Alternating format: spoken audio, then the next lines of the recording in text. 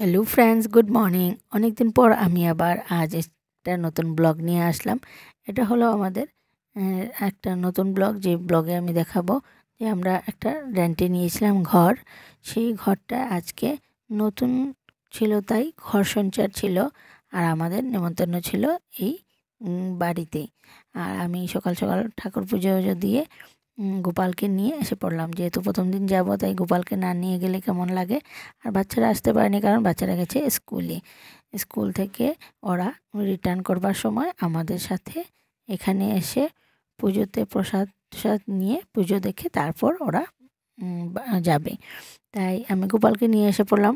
আর এখানে এসে দেখি পুজো প্রায় আরম্ভ হয়ে গেছে। আর এদিকে দেখো বাইরের ভিউ, রাস্তাটাও দেখা যায়। আর ভালোই লাগে, এদিকে অনেকটাই জানালা, আর এদিকে হাওয়া বাতাস সবসময়ই খুব বেশি। আর এদিকে হলো আমাদের যে রেন্টে নিয়েছি ঘরটা, সেটা আমি তোমাদের দেখিয়ে দিই।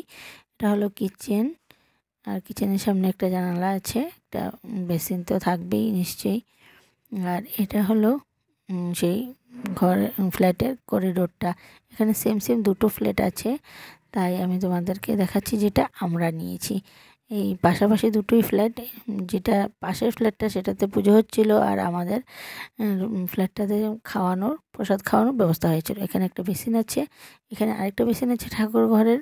এটা হলো আমার গোপালের জন্য ঘর। ঘরটা একটু ছোট কিন্তু সুন্দর, তাই আমরা পছন্দ করে নিলাম। আর এদিকে হলো একটা মাস্টার বেডরুম, যেটাতে আজকে প্রসাদ খাওয়ানোর জন্য ব্যবস্থা করা হয়েছে। সেখানে আরেকটা হলো সেকেন্ড বেডরুম। এখানে হলো আরেকটা বেসিন, আর এদিকে হলো বাথরুম। আর এদিকে সোজা বরাবর ঘর।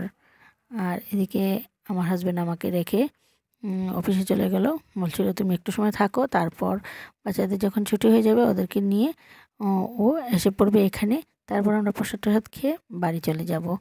আর আবার আমি এসে তোমাদের ঘরটা দেখিয়ে দিলাম। আর গোপালও বসে পড়েছে পুজোতে, এখানে ভোগ টুক দেওয়া হবে।